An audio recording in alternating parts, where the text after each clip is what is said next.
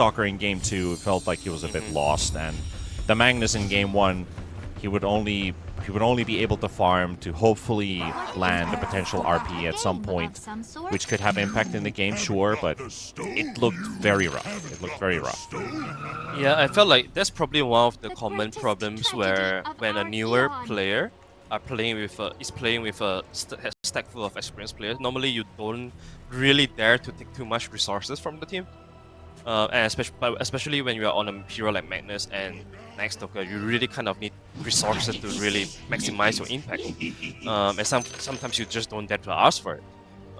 And that might be the case for Joe. He might be just looking too much to help his teammates where he should be hitting creeps, where he should be scaling his own heroes. So in this case, I feel like Enigma, he definitely has the lane matchup for it.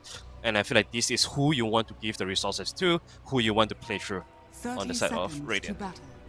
Because Gyro Puck, they kind of need some time to come online, unless you play like a really crazy aggressive Gyro.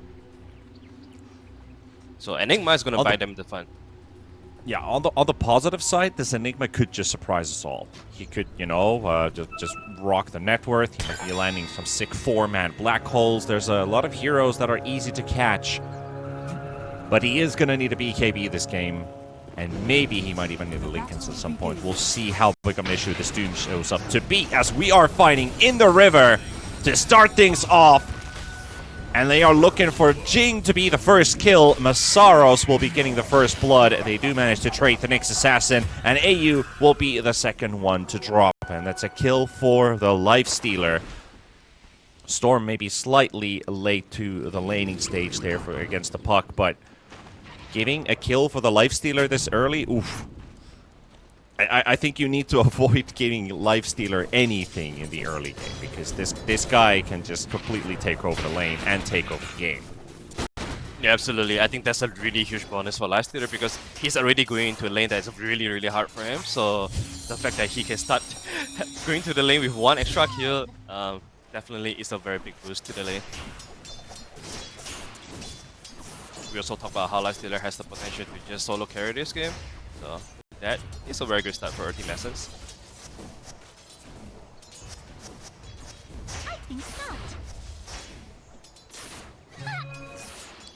Okay. Mid lane, it seems like it's gonna be a pretty 50-50 lane here. Puck vs Storm is like the age-old mid matchup that we have been seeing so many times right now. I do feel like perhaps Radiant side has a better support pairing to help Puck secure runes and play through these mid 3v3 situations, because both of the teams are really heavy in relying on rune controls. So I feel like Tiny, Phoenix, these two are heroes that are really good at doing that. If there's one good thing for the Puck in this particular matchup, playing against a range hero, is getting benefit out of the Puckish in it. But the Storm Spirit doesn't have such luxury. At least you can always get the Remnant to connect, while AU, 6 HP is all they needed. And Yahweh is going to get run down by Masaros. That's going to be another kill for the Doom. Yeah, that is probably due to them having a bit of advantage from the early first blood, right? They have a bit of XP advantage, and they were able to just instantly use on that. That's the lane where you don't expect Gyro to die at all, I would say, because this is like a double range in double melee lane. I would say on paper, really hard for Doom and Nyx Assassin to get the last hit, let alone getting a kill, so there must be something that went wrong there. Yeah, highly unlikely this lane should be getting a kill, but they do. And now Doom having 2 kills, he's really off to a great start in terms of that, but CS is going to be an issue. You already look at the first 3 minutes, who have the most last hits in this game. Ooh. This has to change pretty quickly. You don't want to let the Radiant side to just completely escape from your grasp. And he's going in very deep here, throws in the blood grenade, and just looking for a bit of extra damage. He's got it. Armel will take down the Storm Spirit. Wow. I have to say, that might be the first time that I see a mid laner coming to lane with a blood grenade. That was really well done by Armel. He knew exactly how to play on this matchup. Yeah, that extra HP can go a long way, but the surprise element of getting that connection is like, wait, what? It's like when you realize it is too late. You are dying. I think the last time I've seen a mid player have a Blood Grenade was a Bat Rider when it still worked well with Napalm. But that got fixed pretty quickly. Yeah. That was pretty broken. Not fair. That was not fair. So far so good for the side of Radiant. Even though losing some 2 kills before the laning phase, it seems like they were still able to play out what their matchup is supposed to be. Enigma doing a pretty good job here in shutting down Lifestealer. Kind of expected, right? So not a big deal, I feel like, for the side of Lifestealer, as long as you don't get snowballed too hard and dropping kills that you shouldn't be dropping. I feel like this is still in acceptable range. Yeah. This is the part where when you hit level 3 on Enigma, get the second point on your Dolans, things start to change a lot. This is where you start to zone out your opponent. And Lifestealer's in a hurry to get those face boots up. I think the courier is now delivering his boots, and he still needs the chainmail. Jewel is taking full control, and those Dolans, I still love how they work in the lane. That you don't get aggro on Eidolons if you just right-click a hero. The creeps don't care. Your free hits. Yeah, that's one of the reasons why it makes like Enigma really strong in this kind of scenarios, where there is absolutely no way of dealing with that Eidolons. Jing though, smart TP. Yeah, Lifestealer missing on even more CS. Just being forced out of the lane. I think that was a really value play by the Tiny. To just kind of force him out of the lane for a moment. These are small min-max things, but it's all going into Jewel's bag. And now he gets solo XP for himself and get to level 6 faster. That gives the threat that this Lifestealer probably doesn't have any business in the lane. Nice denies there as well. Already rocking with 12 denies. So denying a lot of XP. Armel between 3, by the way. That's a level 6 puck, but not a level 6 Storm Spirit. And another Blood Grenade, this time thrown at the puck. Turns with the coil. Jing coming in with a toss. And they are getting the Phoenix to drop in a bit of extra damage, but Masaros is coming in to help out. And Jing, he just TP'd. He will not have the chance to run away. Well, I mean, that's the only thing he can do at this point, right? But looks like this hunt, they let him. They don't know where he went. Ankle breaker. Oh, the trees! The potting! And Fearless is almost dying to Armel here. But he might be out of reach of the puck this time around. Alright, Jing's breaking ankles and Armel's putting the fear of God into the Storm Spirit. Okay, that was a lot of actions, but no dead body was found. I think that was still very crucial sequence though, because you are slowing down the Storm Spirit a lot. He just got to 6 now and he's made a TP to top. On the Jewel they go, and that should be a kill right there onto the Enigma with the Vortex, pulling him back in. A very important usage of that level 6. So Storm was able to hit 6 with that whole fight, even if nobody died, and was able to make the rotation in. Bluebell also gets the wisdom. They stole it and they get the kill. So that is absolute value. AU, Armel on the chase. Coil is ready. He guessed the exit wrong. Fortunate for them, they won't actually be able to use that coil to hit the Lifestealer, the one hero that doesn't really care about the coil. That was such a good micro decision making coming out from the side of Accents. So the whole reason why Storm Spirit TP top is that he noticed, okay, Enigma is not 6 yet, so this is like the best timing where I can make a move on Enigma and not get punished. And right after they made the move, Boomboy was there on the way to the Wisdom, and then he used his repel to get the Wisdom, and then they get a kill on the way and got out. So really damaging to the side of Team Kukuys. They were not able to find anything in return to that. So that is really detrimental to the level progression of their supports. As you can see, the supports are sitting on a really low level right now. And Tiny, we've seen this yesterday from Kishka, right? Like when you don't have your Wisdom Rune, Tiny as a hero, you struggle to get levels. You need your spells to play around. So I think they're facing a really huge problem right now that they need to fix ASAP. Yeah, they need kills, they need XP, they need to get his Blink Dagger ASAP so they can continue killing more. So when you're playing a Puck Tiny, you gotta get the Snowball active, and then you need to get the Snowball going. So it's a two-phase strategy, and at the moment, it's not looking very healthy. Yahweh comes through the portal with a rotation, and, well, I mean, that does look like it's going to be a pretty easy kill onto the Lifestealer right there, because he still had to run into the rocket knowing he's going to get stunned with the black hole. Wait, now the Storm's going to get coiled as well. And Armel's going to pick up the double kill. You do have the Nexus Achilles trying to finish off Jewel, and he lives with 50 HP. The toss coming, at least he didn't toss the Enigma. that would have been a bit awkward. Okay, so we were literally just praising Texans, but they made like a pretty silly mistakes there. I feel like this is very random, where you know your carry is defending a tower that he should not be defending, and then he got caught, and then everyone is just being super panicked and be like, okay guys, we need to TP and help our carry, and then you just die one by one simply because the enemy has more heroes than you, and they are just outnumbering you where you're TPing in one by one. The Storm TPing in completely unaware that Dream Coil is still available, and he just took a Dream Coil right after he walked into the enemy and just died without pressing any spells. So that was a little bit silly from Fearless, but good job from Kukuys for making the first move. Don't remember if Kukuys were able to make that many aggressive plays versus Talon Esports in their yesterday's series. I think there were a couple attempts that they tried to make with the Magnus, but he also was kind of reliant on he needs to have a blink, he needs to have the RP connect on a high value target. Now they're playing a much more straightforward draft where it doesn't always have to work around the black hole, but they're playing to a gyro timing. All they need is this Puck and Tiny to activate, and I think that last fight in the top lane was just what the Doctor ordered. Oh yeah, absolutely. I really like that they brought in Gyro as well, just to make sure that, alright, I'm level 6, I have some spells to use, let's find an opportunity for me to help you guys with spells, let me help you take down the towers.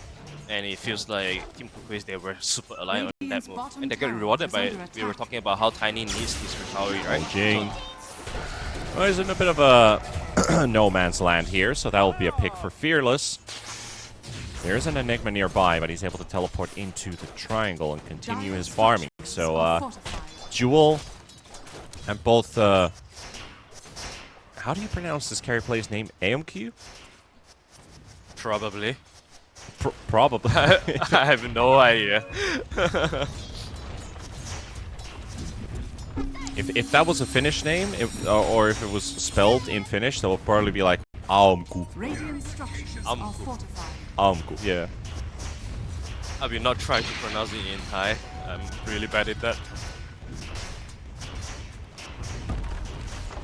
Okay, Armel getting some chip damage on the tower here with the catapult. He's trying to keep it alive for as long as possible to finish it off. So far, so good. Sharing the damage with the catapult, but I think he might have let that tower take an extra hit on the catapult, destroying it, and that leads into the deny. But hey, at least that's an objective out of the way. Yeah, and it was also an objective without much resources, right? It was only Puck and the catapult, so really well done here with, from Elmel. Bottom side though, it feels like they want to make a move on this Doom. Puck is already making his way over. Pretty good target to grab. He's very fast though. Scorched Earth active, drums ready, face boots. This guy can move over 500 movement speed at 11 minutes, so not an easy catch. He's already able to move to safety. There's a smoke coming in though. And the Gyro might be in trouble now. It's going to be a 3 versus 1. Doom active. Yahweh too deep into the lane.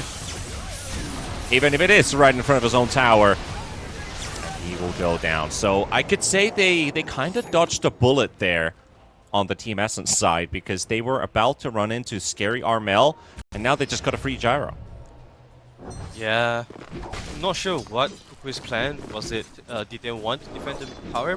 Because if they did, they didn't bring heroes. Top lane, Jing. Ooh, that's a lot of damage. Into the black hole. Can Armel get here in time? He's got a haste rune.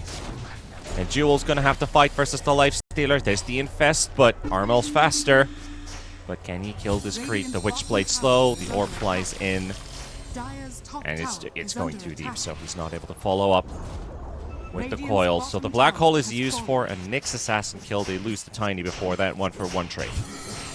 That's not bad at all. I feel like the Tiny Q is really huge because we know that Tiny is desperately recovering through his, with his XP, for his net worth. So anytime you have a kill like this on the Tiny, it really slows down the tempo controller here coming out from Kukuys.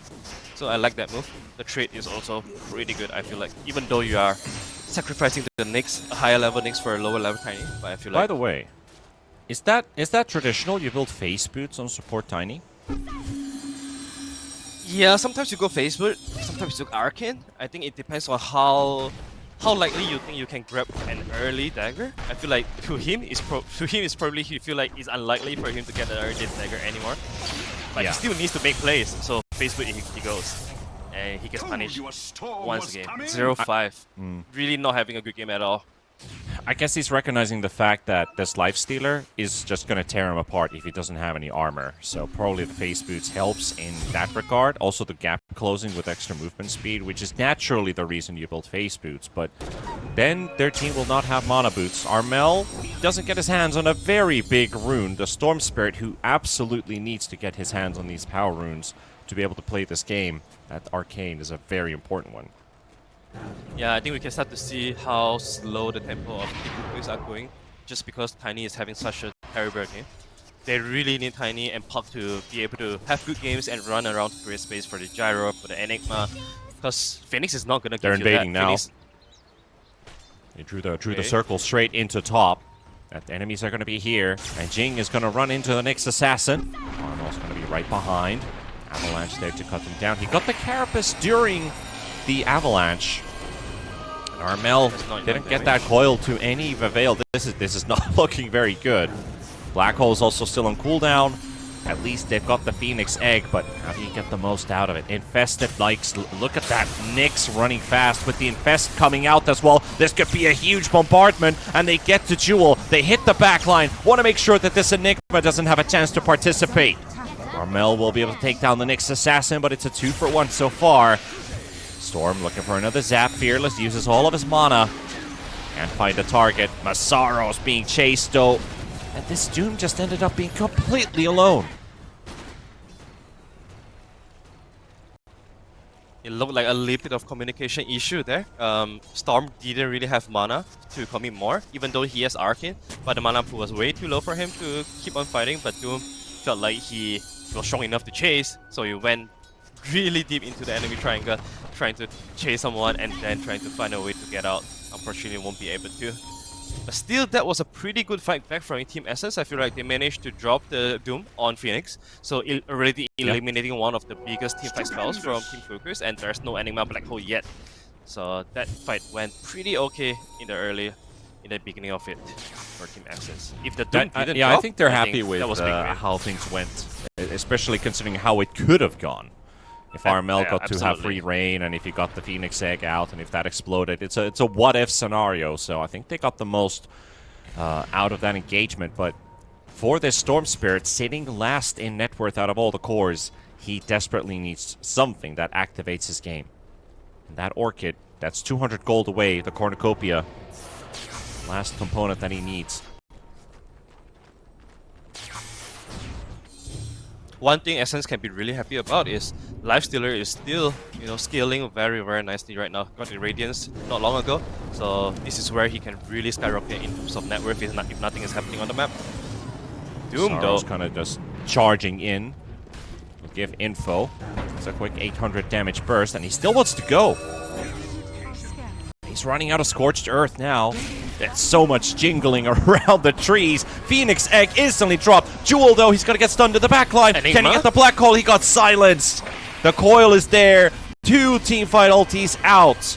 Egg destroyed. Black Hole never goes off. 2 kills for Team Essence. And Armel, he has to disengage, but the Doom is there. And here comes the backup. Long jump from Fearless. Jing's trying to help him out. Yoe, can he turn this one around? He forces Massaros away, but can he kill anybody? Does he have the damage? Does he have the life? No, he does not. It is stolen by AMQ, who goes for the triple kill. It couldn't have gone worse for the Radiant side, but you gotta say Team Essence, beautiful target choosing and shot calling in that engagement.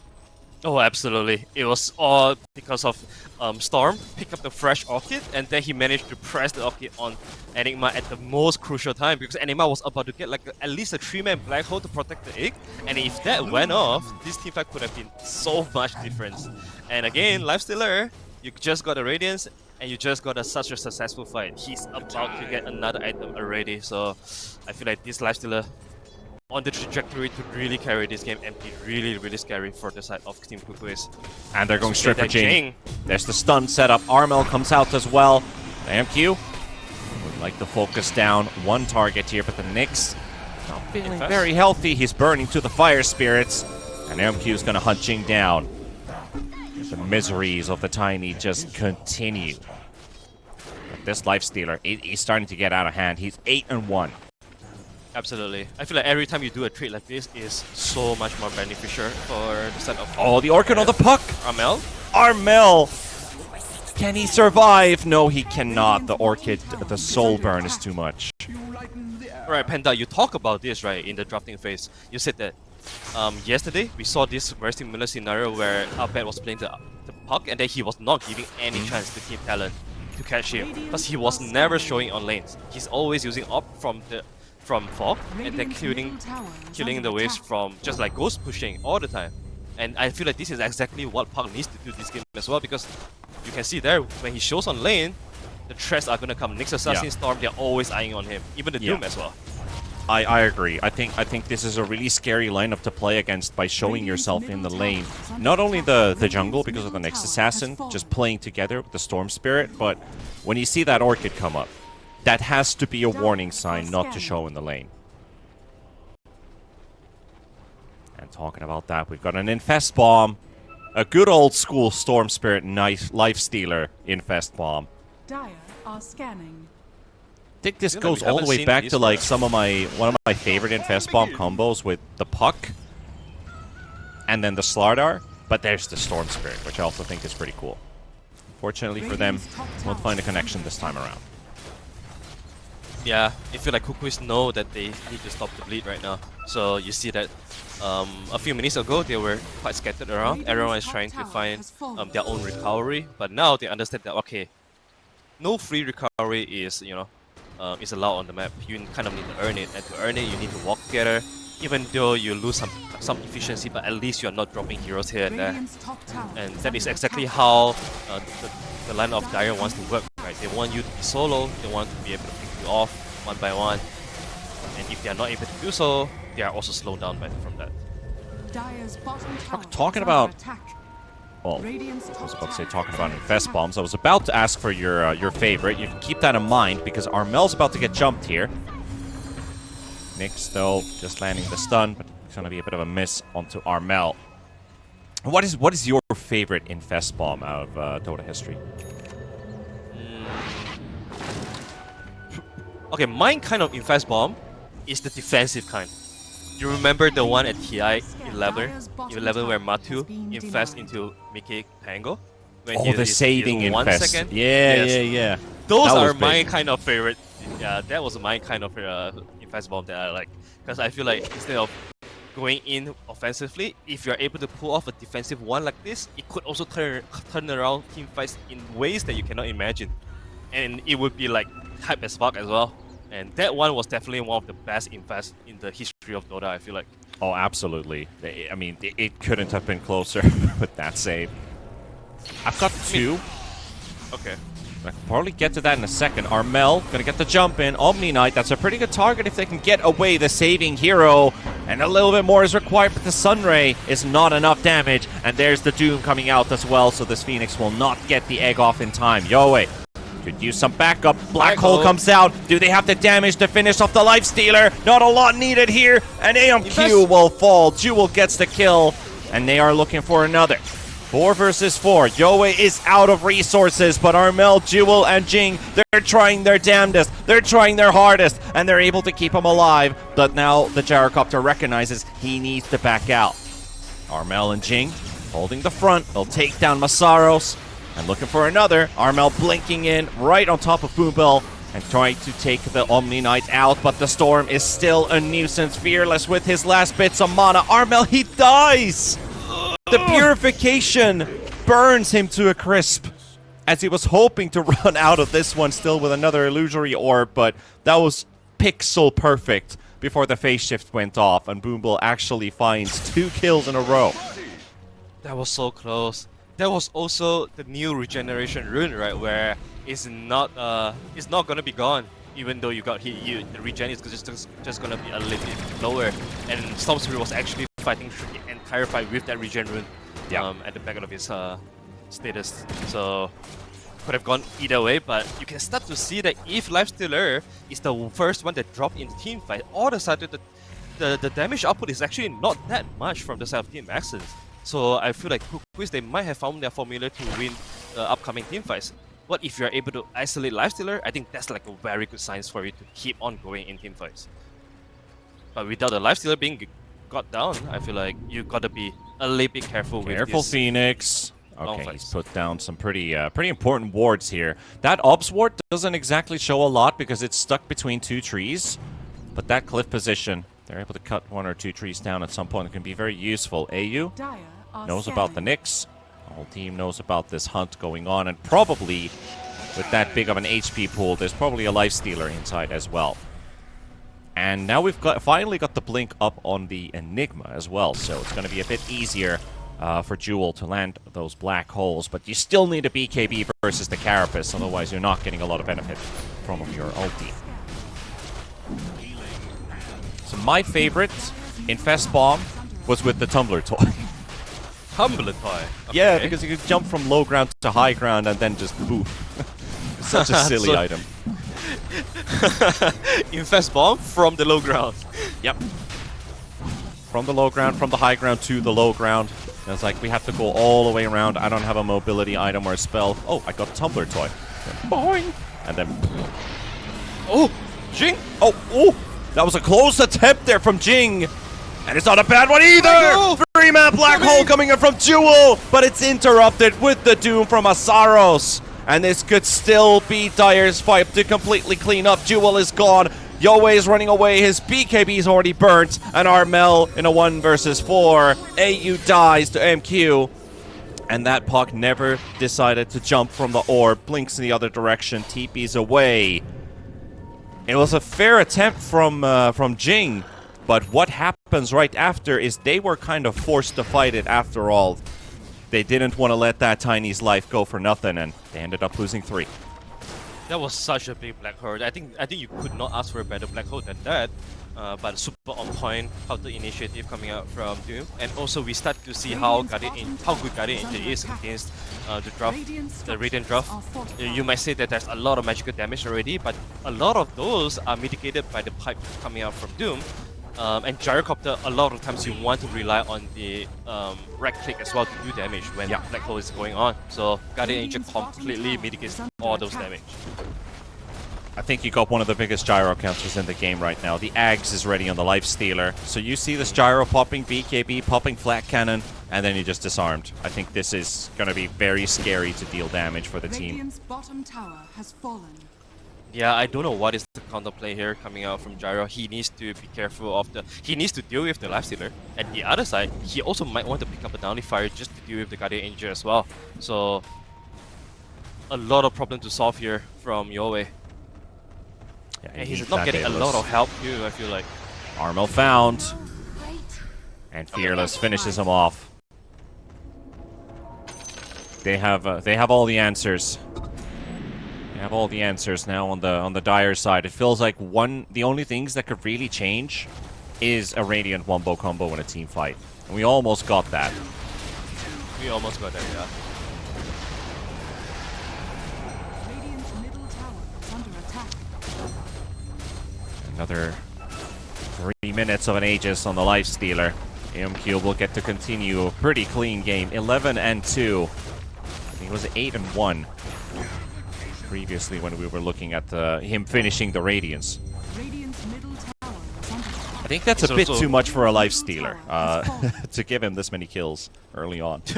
Absolutely. Dire structures I are feel like this is fortified. probably one of the better lifestealer game that we have seen. Doom though. Looking for Jing again. That is just Instant okay, Doom. No hesitation at all. Yeah. Alright. Yeah, they understand that they are not getting any, they're not giving any freebies to Team And they killed Kukuys. Jewel as well. Nyx found the Enigma somewhere. Oh, was that a solo kill? It must be. I think that was a solo kill.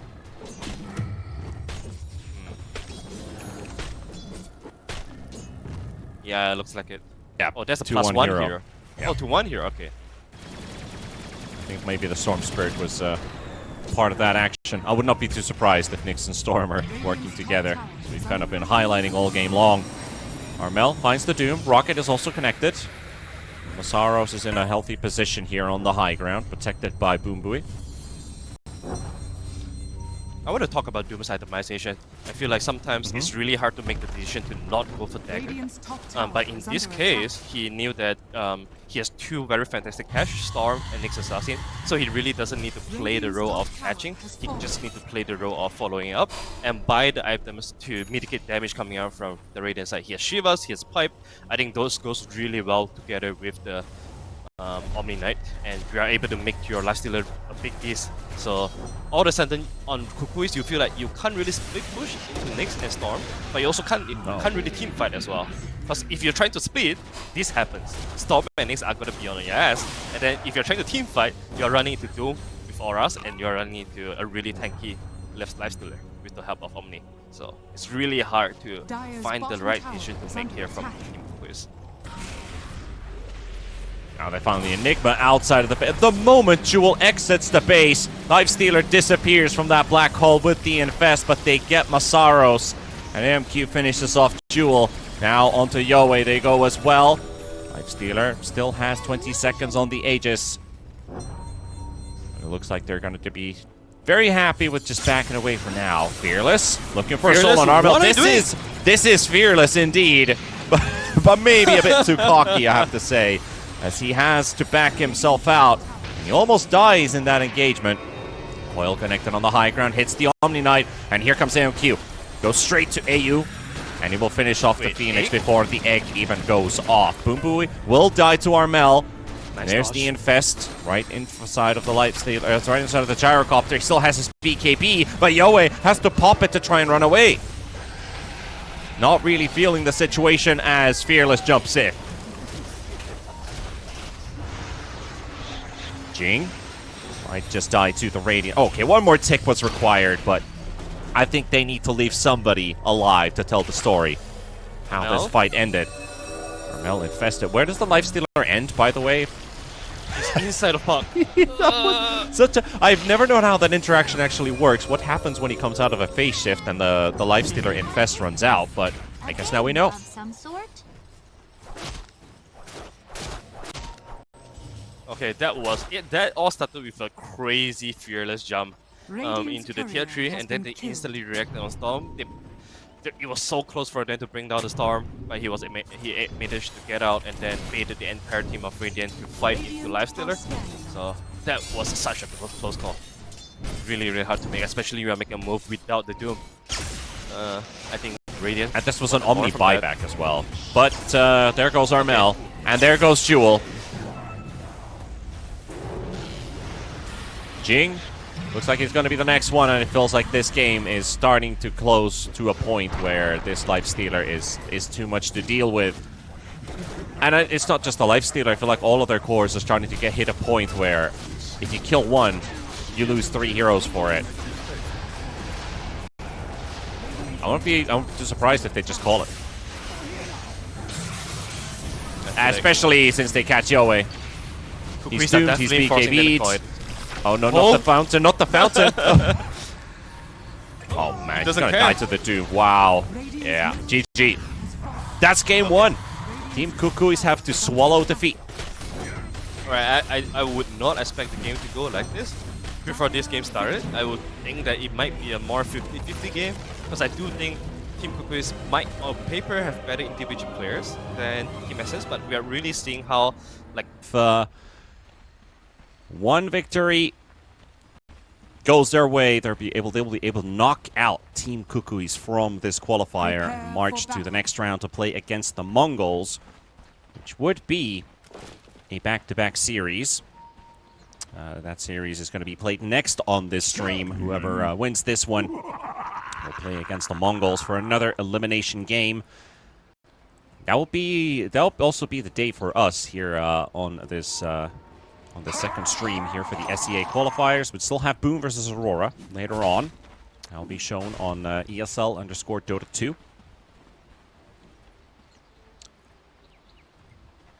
So we just gotta enjoy every moment that we have here, Arthur. Yeah, I do feel like this is going to be a very exciting game. Look very action-packed to me. And I would feel a little bit bad for the side of Radiant supports if they get into the Lycan situation. I feel like there's really not much they can do. I would not want to be in those supports if that happens. Yeah, but I feel like... Alpha Wolves can be annoying. Yeah. Especially if he's a god in micro. I mean, he's already played a couple of micro heroes, Jewel that is. Mm-hmm. He can just pretty much kill these low armor supports.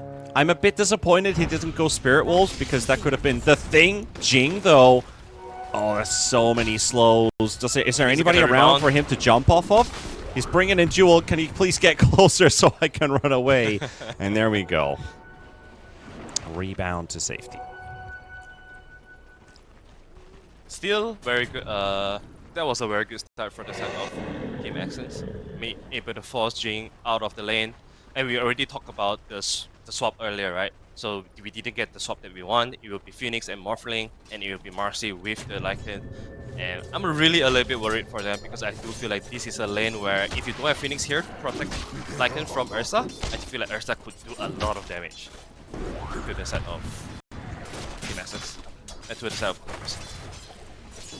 Well, I do hope that Jing and Jewel can make this lane work, because it is going to be the Lycan Marcy paired up together. So not the ideal, what we were hoping, but hero player preference and of course the respective lanes that they play, probably better to keep it as it is. Of course, we have the Storm versus the Shaker down here in mid with Fearless and Armel. Do you feel like maybe Fearless has a slight edge with the static slide facet added for the Storm Spirits? Has made it easier for him to play against particular matchups. Doesn't have to doesn't have to walk into range of these melee heroes. Start taking damage, because that used to be the problem for Storm Spirits, is dropping the Remnant into the lane for harass. You always end up taking a bit of damage from your opponent. TNT, he is burning here on this Lion, has to keep a bit of distance. It seems pretty action-packed on this top lane. Look at their last hits. Both heroes, Morphling and Nestuka, they are not really having a lot of last hits, so probably duking it out, trying to make each other low and find the kill. But yeah, I would definitely say that is a life changer for Storm Spirits. All of a sudden, we see a lot more Storm Spirits nowadays, and it's all thanks to this static slide facet. Suddenly, you are much more viable against heroes that you were not be able to have a business with early. Oh, that's a misstun from the Lion. That's gonna cost us life. That's gonna be first blood right there. Oh, one tiny little mistake. I think he was predicting where the Morphling is gonna go instead of click targeting on the Morphling. Good start coming out from Kukuys. This is very crucial for them. I think Phoenix always enjoys having early kills like that, especially without having to get to level 3, because that's normally the biggest, strongest timing for Phoenix. So that's going to help you get to level 3 a lot faster, and you're going to be a lot stronger once you get to that point. Yeah. And that leaves the Lion at level 1. We've got level 3 already on the Morphling and the Night Stalker. At least for Masaros, he was able to get some solo XP for himself, get all of his skills active with the Night Rain facet. Trying to kill the Morphling here. Maybe they're able to do so with the Hex and one more hit. No, it's not enough, and they lose the Lion again. Okay, this lane is turning into a disaster now. They needed to get that kill, and they needed one more extra hit, but no. The Phoenix Fire Spirits was slowing down the Lion's attack speed and the Night Stalkers. So even if you're stunning and hexing, you're just not getting those crucial hits in. That was so close. If they are able to get the trade, it would be so good for the Night Stalker. Unfortunately, I do feel like this makes Lion's games a lot harder right now because he went for this really high risk plays. So good job. Another good job by Team Kukuys. I also like to say that I think support rotations to the mid lane is super crucial this game. And if Lion is already so far behind, if AU is able to match the rotation of Lion, I think that's going to be a very good news for the side of Kukuys. Because you really need those help with those runes. For both sides of the mid players.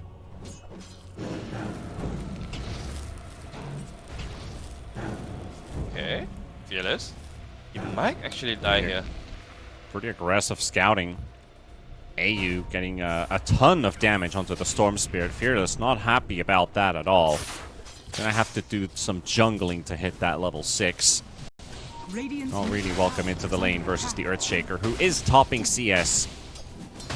So something has definitely gone down in that matchup where the Shaker has been able to push the Storm out of the lane, and Armel's gonna finish him off with the Fissure. They read exactly what he was about to do, but that also means with the Phoenix missing, Masaros is able to get a lovely tying kill in the top lane.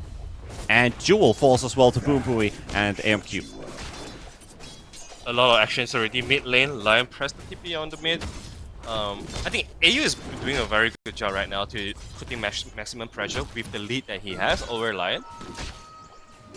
But that also means that, unfortunately, Morphling went down. I think if Morphling didn't die there, it would be such a good early game so far for Team Kukuys. Look at how much AU is understanding his matchup. And Echo Sun used as well onto the Storm Spirit by the looks of it. Or was it onto somebody else? Actually, it is on Fearless. And he lives. But does he survive? Does he even get the kill with Boom Booey? Not quite. Lion still fighting it out with AU. And there's the Marcy rotation from Jing. And Armel smacks Fearless down to the ground. And that Storm is still level 5. Well, this is not looking good for Team Essence at all. Looks like top lane was already to a rough start. Even with a kill for Masaros. This Morphling is feeling happy. Armel is doing a great job. The Storm Spirit is shut down. Boom Booey might just die here as Jing gets another rebound jump right on top of the Silencer. It's just getting from bad to worse. Yeah, this time around, the two supports of Team Kukuys, they are really doing very well. Yeah, they have a bit of edge on the lane, and they are really looking to push the advantage. And as we can see, AU really bullying out Lion all the way from top lane to jungle to mid lane, and really using the bit of advantage of XP from Shaker versus Storm, and managed to punish Fierce twice already for now. So this is really not having a very good game at the moment. No, not at all. This is not where you want to be as a Storm Spirit, just stuck in the jungle for the last 2 minutes and still not level 6. AU, maybe a little bit too deep here. Masaros will get his first ulti usage here to secure a kill.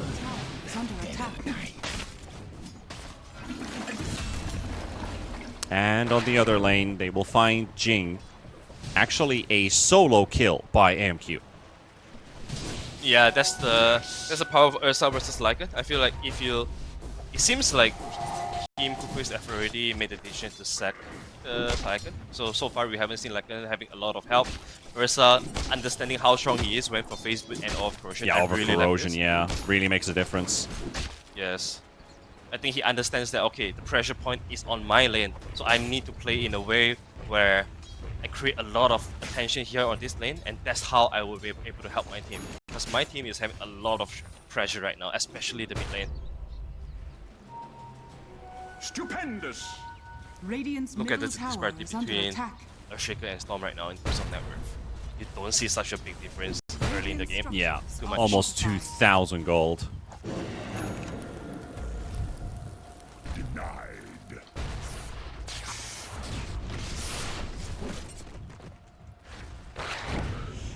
Dire's bottom tower is under attack. Storm has a regen rune, so not quite the power rune that he's hoping for. See what they can do. I feel like he would much rather have something like an arcane, but I guess regen is okay for him to flash farm a little bit, and this is where you would hope that your supports, you know, make some stacks for you so that you can just start the flash farm. I feel like the supports have been kind of busy this game, but I hope that they've been able to accumulate something in the jungle. See what they're able to do in the next few minutes, because we already got 1,700 gold for Armel towards that blink, and here we see Fearless finally getting to activate with this Storm Spirit. Look for his kill on AU. This Phoenix has been on a bit of a receiving end, but Armel's TPing in. Can he Echo Slam both of them? There's an instant ping coming out. They've seen him. Yeah, it's daytime. Okay, I mean, at least at the very least, Armel is really close to the dagger right now, so that's gonna be the first big timing. Dark Ascension, he's coming straight down mid. Armel is the target, into the Vortex. Can they get the silence out in time? Yes, they can. He can't get the fissure off.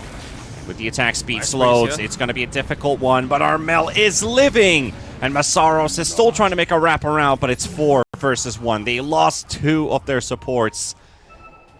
I have to say, AU's heal coming in clutch. And the Fire Spirit slow applied on all the supports and Masaros. He's going to take away the Invis rune at least, so not a bottle refill for Armel. But another kill attempt that backfires. That was huge coming out from AU. Really clutch spell usage there. They want the Masaros Lycan. though, still hunting. They want the Lycan. Jewel. I don't think he has enough mana to even use the shapeshift, so... No. And it's on cooldown too, so he's just out. Well, he does have Midas, so he won't have to worry about recovering. I think the biggest idea about the Midas is that you get to your levels quickly so that you have max level on your wolves, and you can start doing, you know, the shenanigans that all the alpha wolf Lycan players aim to do. This is where Shaker would like to have his presence felt. Dagger is completed. Yep, instead of AFK farm, where you really want to get out on the map, show what you're really made out of, as they're going to be jumping on top of Boom Buoy. Got a quick, easy kill with Jing and Yoei. Oh, here comes Armel as well. Masaros does get the crippling fear off just in time before the enchant totem and the aftershock. He's finished the Midas. So Masaros is already angling towards later parts of this game, knowing that probably not going to have a whole lot of room to farm with this tempo lineup that Dire is going to be playing. I think it is the right decision to pick up the Midas. Maybe be on the receiving end for a while, but that's what you're going to be doing. You have a Battle Fury Ursa coming up. You need to hit a later timing. Yeah, so we are seeing both Midas on who's up offlaners. Armel jumping in. So got silenced by Boom Buoy.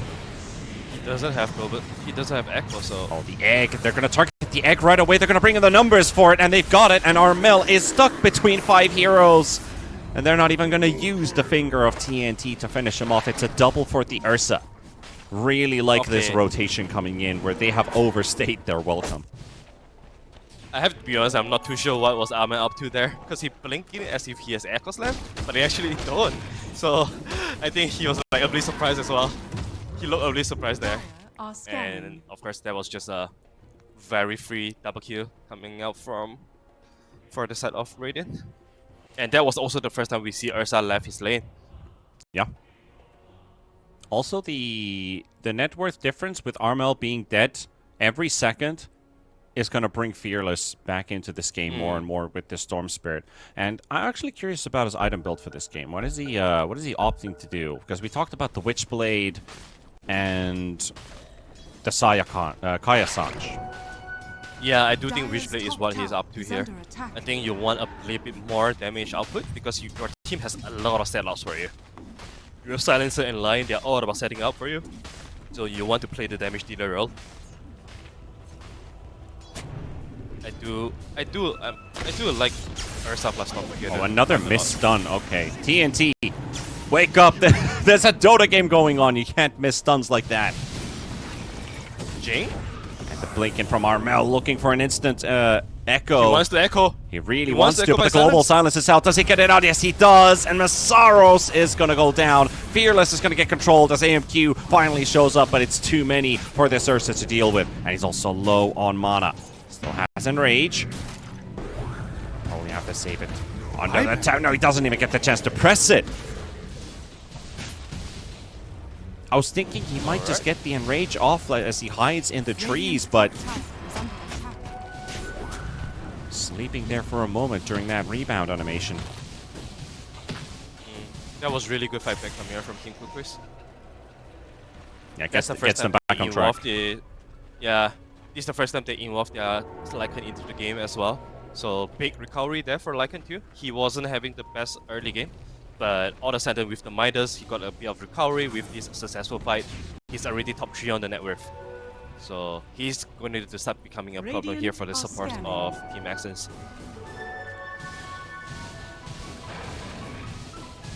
Wisdom Rune's gone as well, so Kukuys are really setting the tempo, setting the pace here. And it is going to be the Radiant side responding, as we kind of talked about those Midases on both offlaners. Jing, attempt on a long jump, going to get stunned by the Lion.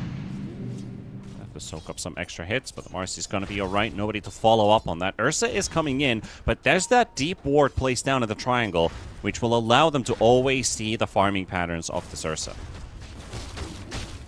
Yeah, I wonder if the supports of Team Essence catch this, because they lost the fight, right? And they clearly know that Dire's bottom tower is their under attack. triangle is being invaded. So I think at one point they will want to check the triangle. But That's they a are bit of a far away backfire. from Oh there no, right now. this is looking a bit scary here. Jinx coming in. Armel's ready to jump in, and so is the Morphling. Boom Boom just disappeared to Yo. Okay. That was the wolf. Look at the roots. Saros. Egg. Used quite a lot on it, but it's a worthy kill. That's the counter that we talked about, right? Turning into the day, and all of a sudden the Night Stalker does not enjoy it at all. It was slowed down a lot once it was turning into the day. Dire's top tower is under Can they attack. do Roshan? I think they can. I mean, you got Marcy, sure. Yeah, Fire Spree is pretty decent as well, and there's the Black's buff, so Dire's bottom should be a tower pretty easy one for them. I just wonder if they want Shaker to be here to get the Aegis.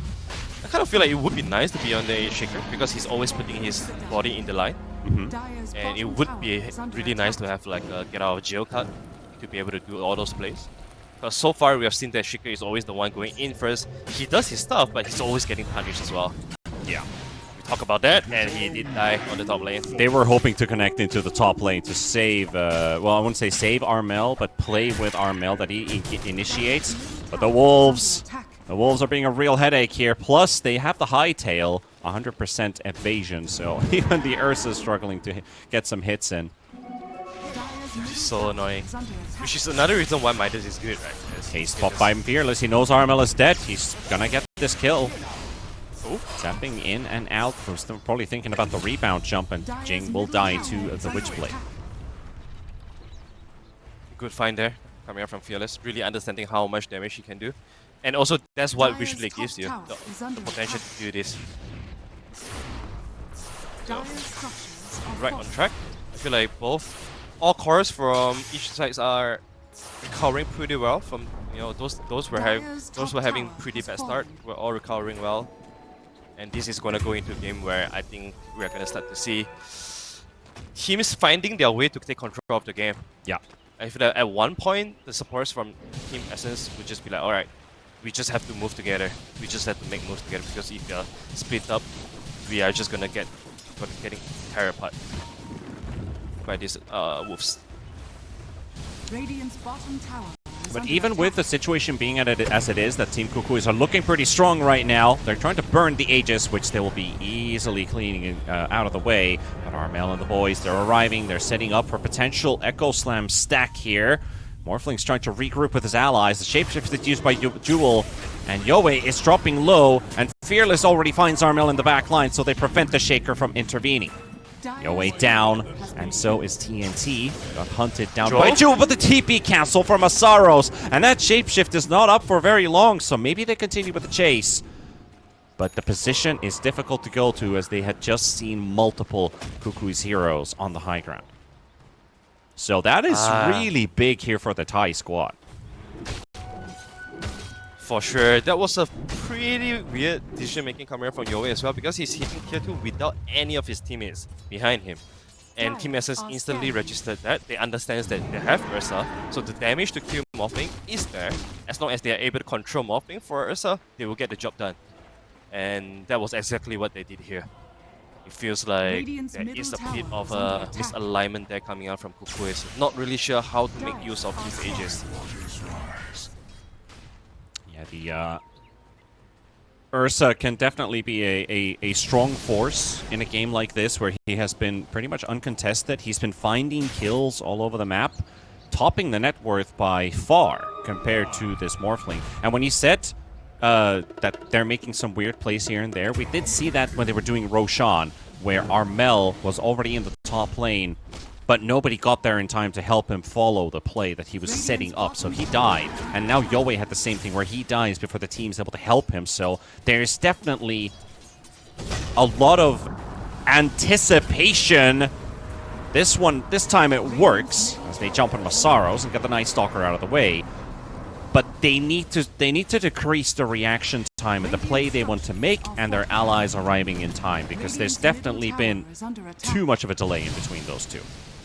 Yeah, I feel like it's a very classic thing that happens when you're playing in a stack where you don't get too much practices with.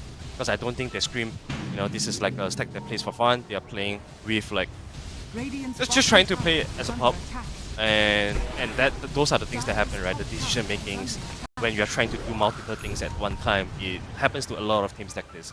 So it's a learning process for them, and I think it's a pretty painful one already, because we saw similar things from yesterday. I believe it was also Yowie trying to push a tier 2 tower by himself and got punished by it. So if they are able to decrease those kind of mistakes from happening, I think they are still in a very good place to come back into this game, because their heroes have very strong spells if they just use it together. I But think we haven't seen that too much right now. I think they know about this Tormentor attempt. This could be huge. There's a BKB up on the Ursa. He just blinks straight in and goes straight for Jewel. Forces the shapeshift, but the Tormentor has already fallen, so it only took a matter of 2 to 3 seconds that they're able to sneak away with that Tormentor. Silencer?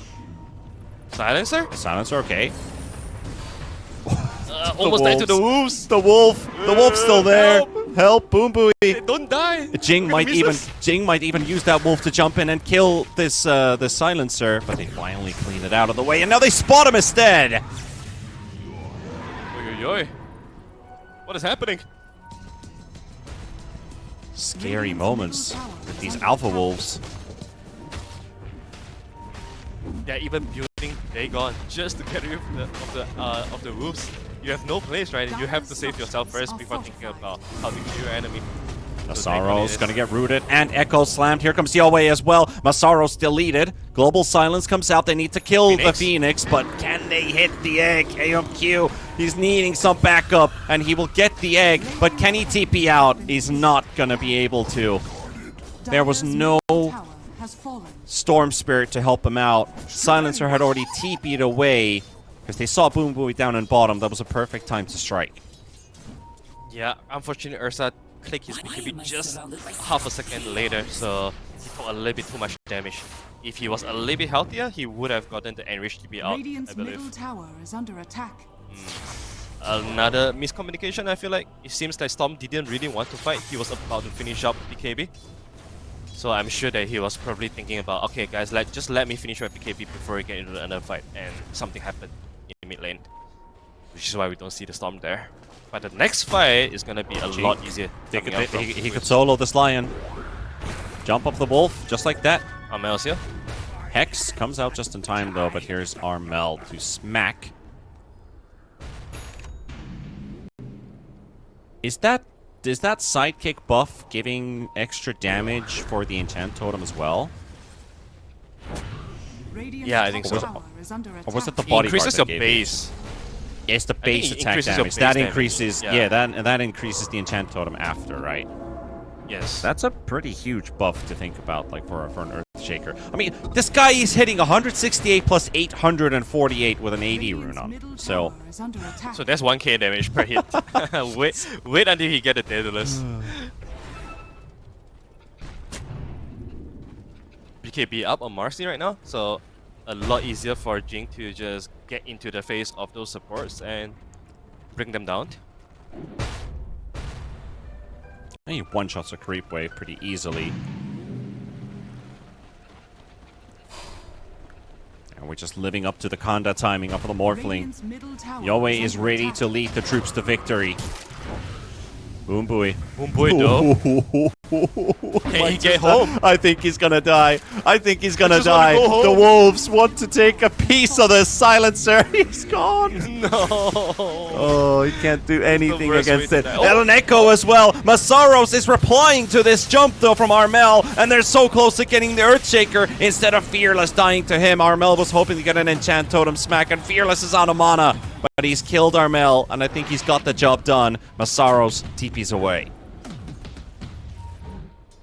I like the Right, setup top of lane. this gank, but that definitely reveals that they had a ward there. the heck? TNT and Masaros. He might Finger die. used as well. Yoe! No mana for stun. How? How does he still have enough to get himself that shift off? So damn close, but not enough. Lion had no mana to stun. If he only had mana, if he only The pressed one wall time. and the Lotus. The one time you needed the Lion stun. I mean, he hasn't landed Yes. exactly a lot of those in this game. TNT, he must be really hitting himself. And this Lion performance hasn't worked out. That was like a freebie, just right in front of your mouth. Can't miss that one.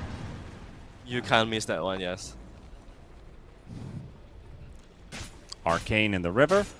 Will be another for potentially Armel to pick up.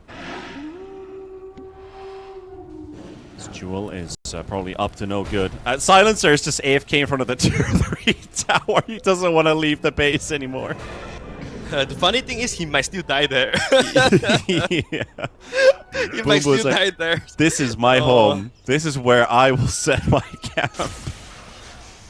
So what do? Do you buy Midas plus Dagon? Just so that you can kill the 2 wolves instantly? Dire are scanning. I think you buy Ghost Scepter because of the wolves. But he's still not buying those. He has the money. He has to go for it. I feel like he's thinking about it. He's thinking about, what do I buy? Do I just buy Refresher up and sit at base? I mean, I guess you could do that. That's the one thing I hate when I'm playing Enigma, is when the enemy has a Fountain ulti twice.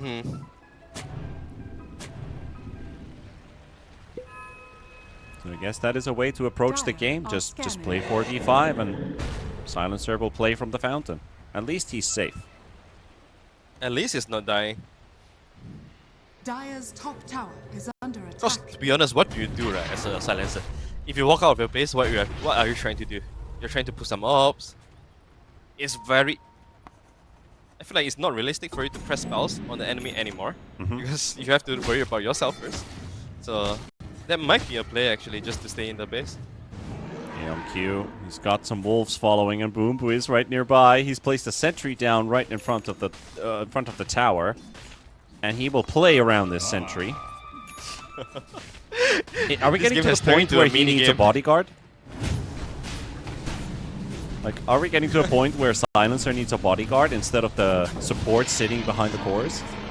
Yeah, it's the core sitting behind the supports. Mr. President. Alright. I'm gonna smoke up. This is one thing that they can do to dodge those wolves, but they want to fight the Aegis. They want to surprise. This is a really big Ursa. Yo, way in the lane. Now if Masaros drops his ult, there's still the egg. Remember that. If AU dies, the egg is there, and the egg will disappear right away. Tower is under It attack. is daytime at least, so MQ, the global silence. Armel trying to disengage. Fearless and MQ on the hunt. He fails with the Earthshock jump. Boom Booey down. And it's the silencer gone. in And again. Armel. Oh, the big stun catches too. Fearless goes down. Armel, he's done his job. And now AMQ. He's hunted by 3. The stun from the Lion helps him out a bit, but he does not survive long enough to stand his ground. And that takes TNT out of play. The Aegis is still on Yoe. Man, Armel is so good with this Shaker, timing those enchant totems to catch Fearless. And Right they after just the ball lightning. they just took the Storm Spirit out with that one single little stun. Yeah, that was a really good spell usages. I feel like in this fight we really see the lack of help coming out from Team Essence. Like the supports just struggle to provide help to the cores. We see that Next Token and Storm, they're working together super well, going from one target to another. They first of all they identify, okay, let's take out this Phoenix. Okay, after they do so, they went on the Shaker, but they really just need that one extra stun from Lion to finish the job off. But unfortunately, Lion was too busy distracted by the other heroes on Team Kukuys from Team Kukuys. Probably Lycan that is chasing the two supports off. Yeah. And also a bit unlucky there was the Earthshaker, that he wasn't able to Earthshock from the low ground to the high ground. They couldn't kill their target in time, because Armel was just trying to dodge and juke for as long as possible. He was able to do so and then stack up with the team. 13,000 gold lead for the Kukuys. Yeah, that would also be a fight where buybacks would be so nice for Radiant. If they would just throw bodies in and then buyback, TP to the outpost and refight again, the outcome would look a lot more different, I believe. But none of them were playing with buyback there, so probably was not thinking about it. And we do see what Boomboy decides to go for. He went for the Midas. So we have double Midas now on both Next Token and Silencer, and the Dagon. Radiant's top tower has fallen. Well, Masaros and TNT helped save the Silencer once again. On the claws and the jaws. These wolves coming straight back into the base. This time targeting TNT. They got Yoe low. The Aegis is gone. Nice silence from Masaros, but he doesn't survive that damage that's overcome. And he's still trying to juke in the trees. Jing trying to find him. They know about his whereabouts. They got the Aegis out, but that was the Dark Ascension and the Finger used, which they will not have. That's a pretty good defense nonetheless, but it looks like Team Essence, they might want to stay around and look for something here because it's still nighttime. They may want to try to make an attempt to reclaim this triangle. They'd at least hope to do so. But one thing that I have noticed in the past 30 minutes, Jewel has a good game going. He has found That's true. a purpose in this game, and that is kill the Silencer. But it's working. And the It's definitely howl, working. the nighttime howl as well, because one good thing about this Lycan is every time Dark Ascension is used, howl is global. So even if it's daytime, they use Dark Ascension, Lycan gets a buff because of that. So it kind of helps them that the Night Stalker has ulted. When usually it's a threat that Night Stalker it's nighttime, he sees everything, we don't see anything, we have very low vision. But they get minus armor, they get damage reduction. Ursa, who does not like that at all. Masaros is trying to be saved by the global silence, but that's a bit too deep, my friend. The red clicks were too much. You were just talking about the how. So the armor reduction. It's very hard for anyone to BKB TP away just because how much red clicks there are. Also, Marcy really benefits from that as well, right? So Yeah. you have like these heavy red clickers, Shaker, Morph, and Marcy really benefit from the how. They're all being scouted by the wolves. And I really liked this Lycan pick already in the draft, but it's looking so good. They get the jump on Yoe? Yoe though, but is it enough? Just a little bit more, and Yoe goes down. Armel trying to finish off Boom Bui. One more jump is required to finish off the Silencer. He's got it. MQ down to the low ground. He's got no enrage. He's going to be in trouble. Echo sound from Armel. They smack him down. And that is another hero gone, with Masaros already dead from the previous engagement. And Armel is just toying with his food. With a triple kill, the Roche banner down. Will enable themselves for a bit of a lane push and potentially some racks going down. Ursa gone for 60 seconds. He would not like to buy back. But I think he has to. Fearless goes in with the Hex right on top of this Earthshaker. Massaro shows up as well. That's 3 buybacks. They need to win this fight. There's the Egg. There's the Marcy. And now Jewel left alone. And they'll clean up the Kukui stack. Wow. Team what? Okay. There was 3 buybacks coming out from Team Essence without any hesitation. So they are super committed for this play. Very good initiative coming out from the Storm Spirit. I think Storm and Ursa, I want to pinpoint these two together. They have always been on the same target. So very, very on point target selection here. Always instinct. I think they have killed like multiple cores at the same goal all the time. That was how they killed Morphing just now. So they also identified that there's no Morphing on this high ground stage. So let's just buy back, wipe them, and we're able to get a lot coming out from there. But now the threat is real, and there's a serious win condition for Team Kukuys, which is that Ursa has bought back. The supports have bought back. That one-trick pony, it only works one time. They really have to be careful right now with the fights that they want to go in, because they need to know in their mind we have no buybacks. An enemy can always play with a buyback too, so you don't really want to play somewhere where enemy can just buy back and TP straight away to the fight again. For example, the outpost, for example, triangle. Those are the places that you want to avoid fighting right now. Yeah, as far away as possible from reinforcing areas.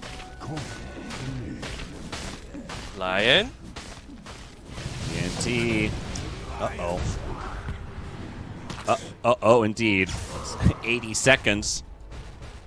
That's a dieback. Just what you said. You know, that's a dangerous territory. They're all alive. There should be some kind of survival instinct that's saying, I shouldn't be here. Yeah, and he was actually walking into the enemy kinda. Okay, Octarine coming out from Ursa here, so Big. a lot more survival. Yeah, a lot more survival point. If he is able to spam the Earth Shock. With the talent also, right? So you are able to do a lot of damage as well. Yeah. Also with the overpower, the Storm Spirit just picked up the shard from the Tormentor. That's also a pretty big one. If you have multiple heroes, you already have the Battle Fury Cleave, and then you can also put the Overload charges. So AMQ could actually, I don't know, you can almost, I wouldn't say one-shot, but you could burst down a Lycan. And Massaros goes in. Fearless with the Hex onto Armel. Again, the target, but Fearless dies to the crits. It's too much damage. And you might even have to use another buyback for this one. Lion is coming back up. Global Silence is on cooldown. They're all stacked up in the middle right now. Waiting for that shapeshift to run out, but Yoei's almost cleaning up a lane of Rax. Jing looking for the jump. They're still hunting for that Night Stalker. He's already back inside the base. Lane of Rax cleaned again. And it's down to one single building away from mega creeps. I think the Storm just has to buy back to this one and see if they've got anything in the tank. But no global, no Dark Ascension. And it's Megas. Alright, he's holding the buyback, so it seems like he probably thinks that he wants his item more than protecting the lane of Rex. AMQ gets jumped over the Echo Slam, and they have the burst, and he's gone. And that should be it for game number 2. If only these 3 heroes could still somehow hold. Fearless, Massaros. Massaros is almost dead already. And this is probably the point of no return. GG is called, and the streamers stack. Team Kukuys, they fight back. Yeah, they have one more game to go. I would like to say though, this is probably the best game from Jewel. We've been a little bit harsh on him so far, but he definitely showed that in this crucial game, if you give him a hero that is able to, you know, fight not anywhere as good as Storm when it comes to recovering, because Puck doesn't really hit creeps so well. Neutral creeps, I mean, compared to the Storm. So there's a lot of weight here. In you can't improve until both you make mid and mistakes. shoulder. You can't improve until you make mistakes. I haven't been asking a lot of predictions from you, Arthur, but we know how the mid matchup should be going on paper. But how many lanes will either team win? Let's see. That's a very specific question. I feel like first of all, Kukuys, they have mid lane. In terms of Clockwork Dawn, I feel like that's gonna be a pretty free farm lane for the side of Lifestealer. Don't see them having any openings on Lifestealer unless he makes a major mistake. So that should be a draw. And then top lane, Dusa probably should be enjoying her time as well. So it seems like a drawing side lanes and one mid lane that is heavily favored of Shaker. That's my take. So we might be looking at a pretty easy laning stage for the Kukuys boys, but it's all down to Team Essence. Last time they started with this Lifestealer, he got 2 early kills. He got, I think, I'm not sure, was it the first blood? Or at least a kill to start his lane, and then he got another kill in the lane. But that Lifestealer was, I think it was 14-2 at the end of the game. Yeah. So truly bringing in the big guns for a game 3 where it all matters the most. The matchup is slightly harder this time around. But AMQ has the possibility of being the big difference maker. Also, we talk about how Team Essence, they're playing with a time limit kinda, right? Because they are also in another tournament and they have scheduled games later on. And this is about to become like one of the slower game. You have Lifestealer versus Medusa. So Yeah. neither side of the team really wants to push tempo. They want to wait for their own timing to be up. So we might be looking at like at least 45 minutes game here. Yeah, I'm not really, sure how they really want to play this tournament. Yeah, I can only say that. Guys are playing another LAN, and will be a bit of a pain if they, because they only have what, 2 best of 1s in the other tournament that they're going to be playing. So yeah, it's kind of a do or die. And it's the same situation here as well. You got to win or you're out. exactly. So they are in a tough situation. Not sure what is going on with the decision making now. Probably gonna be a pretty struggling one. Yeah. Let's focus on this game first. We see that like Masaros is already queuing up the Midas, so he's trying to replicate what Jewel did last game. Just doesn't matter the lane. Let's just get my Midas on, farm, and then be a threat to the supports. And that is first blood. It is Jewel who takes it off of the Lifestealer, finding the first kill. Radiant's bottom Just tower shows the is power under of that attack. Dawnbreaker early on. That level 2 is deadly. Yeah, and also Lifestealer is not really the best hero when it comes to the first 3 levels. Normally he just wants to hit creep and get some levels in. Spoon is able to put some pressure in, trying to interrupt this pull from Jewel Dire's courier and Jing. has been killed. That's one courier kill off of Armel for Fearless. That's another one off of Jewel's courier. Dire's middle Worth tower less money, under though. attack. Why? That was killed after. Is it level-based? I think it's level-based. Yeah, yes, it must be, right? Probably the only reason for it. For some weird reason, Reload? I felt like their money, their worth increases just like wards. The longer the game goes, the more they're worth. But I think it's level dependent, so I should know this. But it just feels really weird. It's like, wait a minute. There's something that's killed after worth less. Yoe could potentially die here, but there's a quick mango.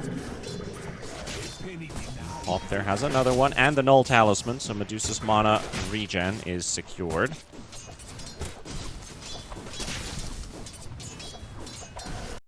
Lotus is coming up as well. Like, it seems like Dark Widow is gonna have a control of it. TNT pretty and huge. the bat. They both got both Lotuses for Essence. Oh, that's huge. I think Medusa is one of the best hero in Dota 2 to really make use of the Lotus.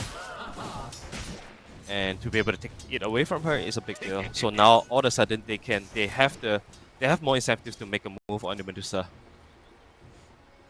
Do you know what's scary in this game? If you go Midas on this Lycan and you build an Ags, and you have a perfect Lifestealer to use it on. So you have this maximum movement speed, Dire's middle debuff tower immune, is under attack. percentage-based damage dealing hero with a crit.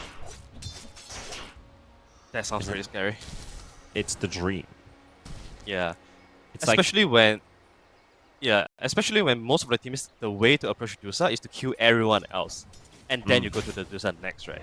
And I feel like that approach is gonna help Lifestealer do that very easily. It's like one of my favorite combos with the Lycan wolf bite was tiny Uh-oh. carry. Uh-oh. AU. Woo. The wolves, his PTSD is still out there. Run! Run. Oh no! Oh, the supports are in pain. And Jing, I hope that's not a BM pause. Okay, thank you.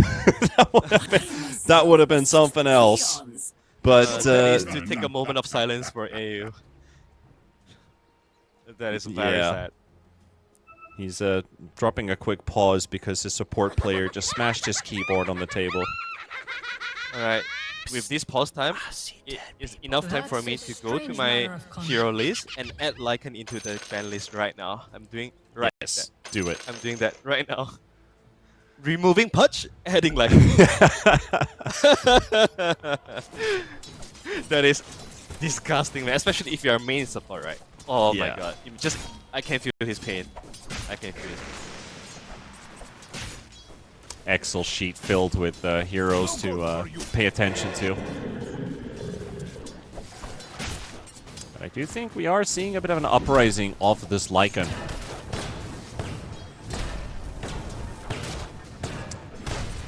I do have to also say that I am happy that Lifestealer is back on the menu. People were picking it when he was getting 2 HP per killed mob. Now it's only 1 HP, and then people just ignored the Lifestealer. And now they're figuring, hey, Rage is actually pretty good. Unfettered is also pretty underrated facet, I want to say that. Especially if you find yourself in situations where you're playing against Magnus, Bad Rider, you know, you can that's a very good way to just instantly get out of those BKB stuns with Unfettered. So I think more teams are gonna start to discover that as well as they play more and more Lifestealer. Leash is making a move. I think they want to kind of put some Portaling pressure. bottom. Yeah, looks like bottom's going to be the place of action. As they're coming straight to MQ. Jing leading the charge, but MQ is going to be at a safe distance. Even popping the open wounds onto Jing, seeing the creep wave dying. And the first rune is spawning, but there's only a Shaker and a Willow. Now Willow's just going to have his fingers crossed that he finds the rune.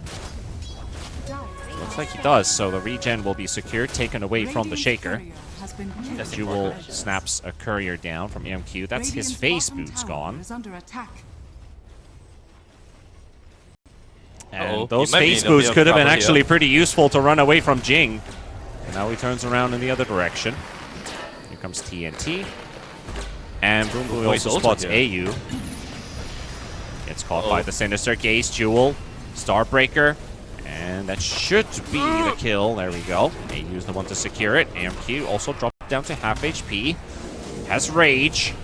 Both mids are not interested in participating yet, but AU is cleaning people up, and now AMQ is like, guys, got Puck.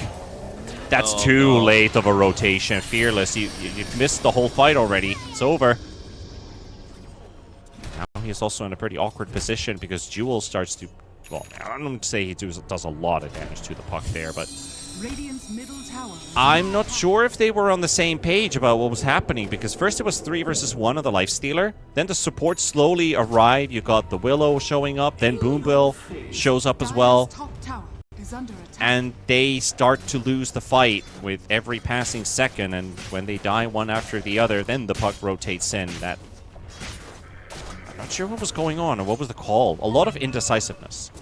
Yeah, I would say that too. Shapeshift and Coil used for the Medusa. It's only level 4. Drops the Gorgon's grasp right on top of him, but this is going to get protected by Armel rotating in. So this is where Armel wants to play rather defensive. Instead of charging in, AU. It's a big chunk of HP from that Illusory Orb, but it's going to be fine as well behind the tower. TNT, though, not feeling too good. Yahweh shouting in your face. And Armel secures the kill. To the wolf again. Oh no, not again. Okay, this time he lives. Thankfully. Has Wait, Lifestealer's courier is dead again. Oh no. So he's not getting a Facebook again for 4 minutes already. Oh man, come on. Career management, guys. That's not good. Yeah, what happened bottom there, the sequence was just very unnecessary, I feel like. Because I feel like at any point of the time, they could have just said, guys, let's just ignore this bullshit, let's get back. But they kept going. And it was so unnecessary because the Lifestealer, he's only level 5. You don't want him to be involved in this kind of scrimmages at all. You want him to be hitting creeps. So, He also swapped his armlet to a Radiance now in his quick buy. yeah, I think when your early game is not going as well as you would have thought, then you'd be like, okay, going for armlet is just gonna slow down my Radiance timing, and I don't want that, so I just rush for a Radiance instead. I think it's reasonable. Yeah, And they're going kind of all in as well for the late game, right? Because we talked about the Midas, we talked about you brought it up. This is going to be a plus 40 minutes game. Yeah, I think going for what do you call it, armlet would be really good if you're playing in the way that you want to zone out the enemy off lane and then eventually threaten the tower. I feel like that's where you want to get the armlet. But first of all, you have to have the face boot first. But if you're not getting a face boot for 4 minutes, then let's forget about the armlet at all, I guess. Fearless is trying to go for a bit of a mid-tower push here without the catapult wave up yet. Softening it up for potential push. Armel, AU setting themselves up to defend. While TNT and Boom Buoy getting in position to help the puck out. Positive side for the Shaker is he can just delete these creep waves, and he finds an AD rune. Break of Dawn. And AU is going to get, I would say, surprised a little bit as well, but they do have the reactionary time seeing these moves coming towards them. And AU will go down to Fearless. TNT's dropping Jewel really low on HP, and Armel coming in from the other direction, hoping to find and cut the exit off of TNT. There's also Jing around. That must be one of the most satisfying kills in Dota2, yeah. And It is. gonna go down to low. Echo Slam is going to be coming off cooldown in 40 seconds, but the Blink is flying to the Shaker right now. The Catapult Wave is doing some damage to the tower already. Armel is going to get to clean it up, has that 80 rune popped. I really like that Lycan is always using his wolf to give some reinforcement to the team, because they have been making multiple moves just by Lycan having the wolves around. And you can see that Masaros, he is top on the network right now, even though he has just been staying on this lane farming, but you can be sure that his presence was felt.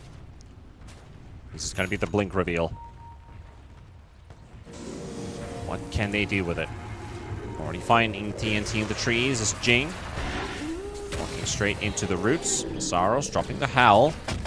Very short duration. I think it's only level 1. You gotta put most of your points into the wolves anyway. Feels weird when you're playing a Lycan. You have 2 abilities that go to level 3 and 1 that goes to level 6. It's like putting +2 all stats. Yeah, I feel like if you haven't touched Dota in a while and then you are only rewatching Dota recently, you'll be so confused by this. Like since when we have more points than 4. Is this the new Invoker? Some kind of Invoker persona? So you are summoning wolves right now instead of spirits. Yeah, wolves that they bite, they don't spit fire.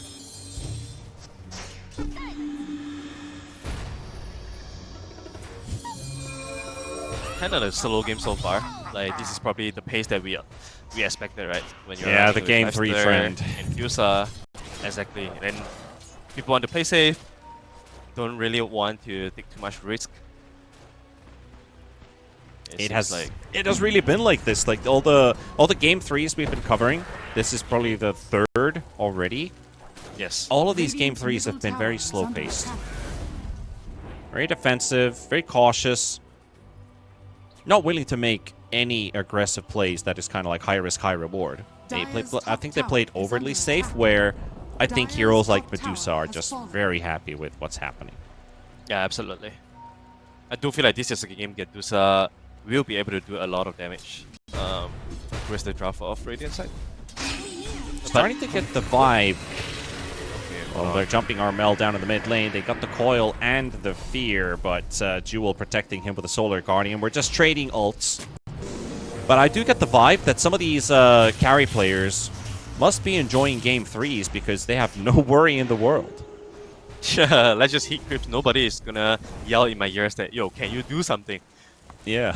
It's like everyone else is stressing their hearts out, and the pause ones are just like, it's fine, I'm farming. Yeah, they're pinging. I need how many go to Amulet, I need how many go to Radiance, and right after Radiance, I need how many go to S and Y. That's just the pings that are coming from your characters. Is under attack. Armel's Got that. found himself TNT. TNT. Drops the illusion rune, so the Bedlam is not really a very effective spell anymore. Of course, the limits of his HP pool. Armel does have that Echo Slam. He's gonna drop it right on top as he sees an opening on Boombell right in the middle of the creep wave. Also seeing the puck was slightly out of position. It was an easy jump for Armel to take him. Now, hoping to get this mid T1 out of the way. Almost got the glyph timed correctly there, but Armel was able to sneak in that Enchant Totem strike just in time. Now they don't have a glyph to protect it, so this tower should fall. Fearless, does he get the deny first, though? Armel backs away. With the clockwork. Jing is going in. Jing just charges in from the side. Now we've got a whole lot of traffic coming in. Coil used, clockwork is fine. Frost shield protected. Boombell looking for a lasso. Does get hit by the Lich ulti, but the Wolves will take it away. And the Wolves will actually tank the full duration of that Lich ult. Jing dead, tower down. And I think that's the engagement. I think that's it. Okay, I mean, they got the job done, right? They wanted this mid-tier 1 tower so that it opens up their map, and they were successfully doing so without dropping too much more than just the clockwork. I think that's a okay results for them to accept, and this is where I feel like Team Essence, they might want to just speed it up a little bit. As you can see, the Wolf is already destroying Lich. Yeah, and Fearless with his last bits of mana, he feels confident enough with the Wolves to just finish off the Lich. And now they can trade this tower. So they lost their mid T1, they'll take one in return. Dire's middle tower has fallen. Jewel being chased by MQ, has the Radiance. That is also a very tanky target. The hammer is thrown in, and it's just taking you from one route to another route. Oh, that's clutch. And that is big from Armel. Both supports out of the way. I think he's trying to bait MQ to jump him with the Medusa around, but Lifestealer's not falling for this one. That was a timely help coming out from Amel. Lifestealer, does he still want to stay around here? Because I think this is where he would like to start flash farming and showing a little bit lesser on lane, just so that he won't be exposed to the threat of being ganked. So, just gonna quickly, sneakily push out the lane and then go back to jungle. They see Amel. Oil. Yeah, they might be able to kill this Earthshaker here. He does have Echo Slam. So they have to watch out for Jewel using his ult. AMQ raged up already. He'll trade a kill, but AMQ will get the kill on Armel and that big streak. The Lich ulti flies in. It slows down both Boom Buoy and Fearless. Have to back away from now. Jewel will get denied. So his jump into the neutral camp is timely. Masaros, however, will finish off AU. That looked like a solo kill without Shapeshift being used. This is so silly, man. Like, Masaros, how many times have you just sit on the top lane and then killing someone across the map? And unfortunately, Leash has always been the one. There's one thing that I was actually taught about this Lycan, which is an interaction that probably shouldn't work the way that it does, but I was told about this. So a lot of people, at least in matchmaking, they abuse the fact that Howl works during the nighttime, while get the jump onto this Lifestealer, finding himself quite alone. Can he infest himself out of this this pickle? I don't think he's going to be able to run away from the hook shot, so he will drop. Very big kill, just overextending his stay here a little bit. But back to the Lycan interaction. So when you're using Howl during nighttime, and somebody finds a kill with Howl on him, you get assist gold. Oh. Ui? Wait, what are they doing? They have no knights? This is a very awkward fight that they're taking here. Maybe they can find an isolated support. I mean, the Clockwork and the Lich are both pretty low. That Orb misses, but Masaros with his Wolf, he's the one doing the true damage here. AU being chased by another, keeping tabs. Here comes the Shapeshift for the first time. He'll charge straight to AU. He'll take him down. Armel finishes off TNT. Fearless is still in the fight. They get the stun to connect onto the Shaker. Jewel, stick around. Another Howl being used, and here comes AMQ, and they isolate Armel. Okay, so the end result is better than how this whole this whole fight started. It was very scrappy. Yeah, I feel like both sides are not too sure if they want to keep going or they want to take a step back. Because Essence, they went in without Lifestealer, and the whole fight lasted long enough for Lifestealer to come back to the fight. So Dire's bottom tower communication here feels like not the clearest coming out from Kukuys. Not really sure if they want to extend the fight or do they want to back off. Yeah. But yeah, we are really starting to see the power of Masaros here. He's already completed the AC, so he's much more willing to join fights right now to provide his teams the AC or the AC buff. Hook shot. And the Orchid. Good night, Fearless. Was that a Clockwork Orchid that I saw? Yeah, seems like it. Because that is really scary for the Puck to play against. Boom Boy goes down to Jewel. MQ will find a kill of his own. TNT running away. It's the stun to connect on Jing. But Jing is under the safety of his tower. The Lifestealer is just happy to find one kill for himself and move away. But as I was saying, like with that Howl working in the nighttime, giving you assist gold, that is also a big reason why this Midas and the free farm Lycan is this high in net worth. Because every kill that has been taking place, he gets a piece of that gold. Oh, Echo Slam! And the burst! Oh, Armel finds an opening, and they wanted to double down on that as well with the Stone Gaze. Just to make sure that AMQ isn't walking away out of this one. Armel is on the pursuit. He has something ruined, so should be able to get this one easily. Bye-bye. Yeah, that was what I was talking about. I was very worried when I see Lifestealer showing himself on lane, because I think that's probably what you don't want to do when you have Radiant. Because that's just gonna give opening for enemy to do these kind of plays with you, right? Especially if you already know that Clover has the ulti. He showed that earlier in the fight, earlier in the top scrimmage where he killed the Puck with it. So I think this is where you really want the Lifestealer to be just flash farming double camps at once, all the time, and leave this lane showing job to Bat Rider. You much rather the Bat Rider die shopping waves than you. So that is something that you probably want to be mindful about. Yeah. And now we're going to get to use our Infest Bomb here as well with the Bat Rider.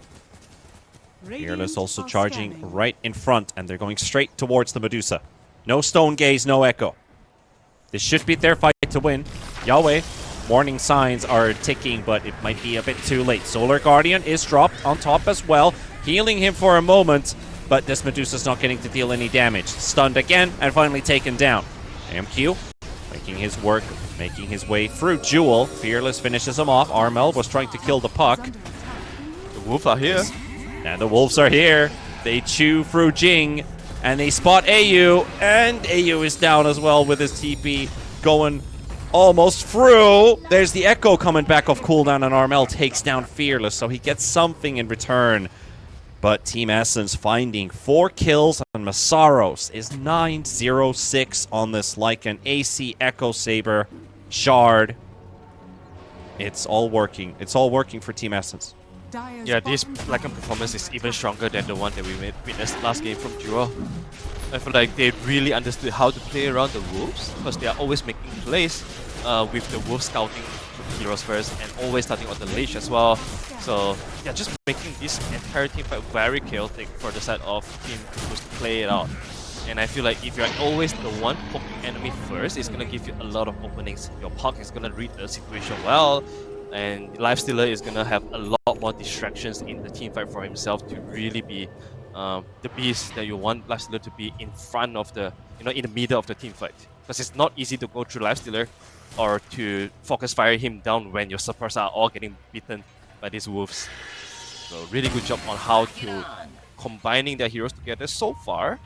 And yet again, from Kukuys, we don't really see them putting heroes together so far. Like Medusa is just only farming. Haven't really seen them getting Medusa involved in the plays yet in an effective way. Right. Let's see what this one's gonna do. Blink 4 Staff Batrider with an Infest Bomb again. There's a Lich nearby, but they would like to get the Medusa. He's on the right side, and there we go. They get the jump on the Medusa. Yahweh down to half mana. Pops the Stone Gaze. Batrider in a bit of trouble here. With that Aegis on the Lifestealer, AMQ can just charge onward. Fearless takes down one. Where's Armel? I don't think we have an Echo Slam just quite yet ready. Masaros in a bit of trouble here, and here comes Armel. Tries to finish on Masaros with the Echo Slam. He's got him down, and that's a huge streak to take. Yahweh, though, does not stand a chance against this Lifestealer. There's the Yules to cancel the teleport off the Clockwork. And AMQ will take another life. Jing seems to be having some issues with his connection because this is the second pause as he disconnects from the server. But, yeah, Masaros' streak for Armel, but this Lifestealer still has that Aegis. Turning into a real issue.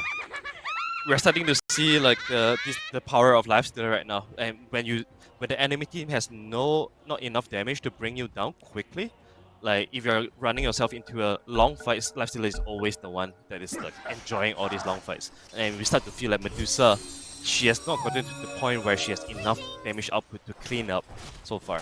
Because no one on Radiant side is literally taking damage and dying. And this is where Medusa will not be able to outlast Lifestealer in the long team fights. Also, you are playing to Radiance, right? So a lot of those hits are probably gonna be misses. And you don't really want to buy such an early MKB as well, or BKB. So I feel like Lifestealer is gonna have an upper hand over the Medusa for quite a long while right now until Medusa has a full set of items. Well, let's see what they can do now. They have a 7,000 gold lead here 25 minutes in, and everything is working according to plan for now. At least on the side of Team Essence, but you still have to take into account that the Kukuys team is not going to back down easily from this one. Still want to play this Medusa lineup even if the Medusa is not at the top of the net worth. And also Armel. Like, what does he have in mind? What is he building next on the Shaker? Seems like he's going for Octary. He understands that he needs to be creating a lot more chaos for his team for the Medusa to eventually pop in enough damage. But that's not gonna be easy. The Lifestealer, you mentioned about this, right? The agony against Medusa is coming out very, very soon. So Lifestealer is only going to be a stronger and stronger problem for Team Kuku to fix. Medusa is going for the Daedalus next, so no BKB. They spot the Lycan, by the way. No MKB. They're trying to go for a wraparound here. 80 rune as well, waiting at the top half of the rip, but they don't see it because they're charging into the fight. Masaros does get the shapeshift off. There's a coil in the back as well, hitting the Clockwork and keeping the Shaker at bay. And he's trying to get this goal. Oh, he stunned himself, so he can't actually follow up onto Masaros instantly, but they still have the damage to clean him up. But Fearless was the one who found the 80 rune, and that puck is going to show up momentarily. They still want to fight. Lifestealer wants to charge straight in. Big jump there. Got the fear onto the Medusa. Medusa down to half mana. Armel finishes off TNT. It's a 3 versus 5 fight, but they're low on resources here on the Dire side. And that Aegis, they want to use it here, which they will. A lasso is pulled out from the Solar Guardian, but it is ending. So they get Armel back to safety and in range of Jewel's heal. And Fearless with that 80 rune. He will be able to dodge the first stun from Armel, but can he remove himself to safety? No, he cannot. Jewel takes him down. And AMQ will find one, but he's got no Aegis, and he might be running out of steam. The Echo Slam misses, but there's a stun onto AMQ with the Clockwork running in, and AMQ's desperately trying to get out of this one. He's really in a pickle. Jewel and Armel, they're gonna find him. Armel takes him down, and he's now on a wicked 6 streak. 15 and close. 2. It was so close for him to get to the second infest of the team fight, and it was just 2 seconds away from investing to the creep. So really good job there coming out from Kukuys. They first isolated the Lycan, right? And then everyone from Team SSH was just beelining to the Lycan, but they were a little bit too late. And they still chose to fight after Lycan did, so that was a hard decision. I think they feel strong because they got the AD rune on Fearless, but they didn't understand how tanky Team Kukuys were. Without the Howl coming out from Lycan, they were not doing enough damage as 4 versus 5. So We gotta stay on the move. overextended their stay. A bit of miscalculation there coming out from Team Essence. So this game is looking a lot more 50-50 than 3 minutes ago. Also start to think that Lycan might want to grab a BKB from himself, because the Kong is proven to be quite annoying for Lycan as long as Cloudway is able to get on top of him. Yeah, absolutely. I think this is a must-have BKB game, and he does have it lined up. Just 1,000 gold short until he's finished it. If he has all these damage items, but you don't get to use them, that always really feels bad as a damage-dealing core.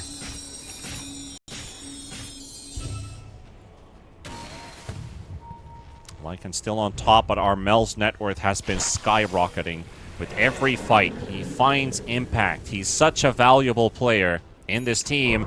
And we talk about him. He gets pulled back in the lasso. Cancels it for a moment, but he got the Solar Guardian and the BKB off. AU dies to Fearless. The first casualty. Jewel gets stunned as well. Coil hits the backline. They're trying to keep that Earthshaker as busy as possible. And he's low, 1000 HP, another jump on the spot, and Lifestealer trying to finish him off. AMQ so close to getting him. The Echo, they turn it around. They got themselves the Lifestealer, and Yoe with the boys. They force out the buyback, and AMQ down. Armel lives through the flame break. Somehow it's just not enough damage. Fearless on the side of the fight, Jing's on the chase. Yoe's coming here as well. They get the break of dawn for a moment. They see that they're in full retreat. Wow, that was really timely. Glimmer Cape and Solar Crest coming out from Lich. And also Cloudware perhaps. I think they, like Radiant said, they did the best they could to interrupt Shaker for so many times. I think they interrupted Shaker's enchantment 3 times in a row. First it was Koi and then Silence, and then another time he got Flame Break out of the Koi and he got stunned for like extra 2 seconds there, but the help was there. The Frost Shoot, the Solar Crest was there. They were not able to bring down Shaker, and they were just being so distracted by trying to kill Shaker, and Medusa, other heroes were just left unchecked in the entire team fight. And you start to think, right, it's not easy for Radiant side to initiate on Dire side anymore because of his Aghanim's coming out from Dawnbreaker. He has always been there to hinder their initiation. It's not easy for you to burst anyone that is being lassoed or coiled simply because of Dawnbreaker out. So it makes me think that, do you want to switch your target to finding the Dawnbreaker first instead of going to whoever that's presented it to you? Because those heroes will always be safe by the Dawnbreaker out. Truly turning into a bit of a thriller here. The Team Kukuys fighting spirit is showing. The Medusa also surviving these last couple engagements. She's gone from 5th place to now 3rd place in net worth. And Medusa late game. We're getting to that point. We're 9 minutes away, or 8 minutes away from your time prediction minimum. And it certainly looks like that's the pace we're looking at. Masaros, good night, Lycan. Not having the BKB is really hurting Lycan right here. I'm not sure if the SMY is necessary. Kind of feel like not really, because you want both BKB and Nullifier in this game eventually. So the SMY feels like an item that kind of delays his BKB timing a lot. And you start to see, right, he died 3 times in a row just because he had no BKB. But imagine if he had those, I feel like he might be able to even avoid the first death. But yeah, we are in these scenarios where it feels like Kukuys, they have the control. Medusa is finally coming online with the butterfly. And they're going straight to Roshan. This is what I was wondering here. It is actually Team Essence starting it off first, but the Rocket Flare flies in, and they have spoiled their plans. They're low on HP. Dire's Clockwork's coming through the portal. He could just cancel somebody's teleport. AMQ, you don't want to stick around. Another flare. They see exactly where they are. Now the portal activates again. Medusa is coming through. Medusa is the one to come through first. Radiant's top tower is under attack. Are under vision. Jing is then the one to come after as well. And now they can secure the Roshan. But they find Fearless. And I think this was a little bit unnecessary from the Radiant side to stick around for this long with not everybody alive, without the Lycan. But that was also a perfect jump, thinking that if they can get the Lycan up in 10 seconds, they can bring him in and join the fight. And they find a kill before he's up there. We'll wait with this Roshan. Focus the Wolves down first.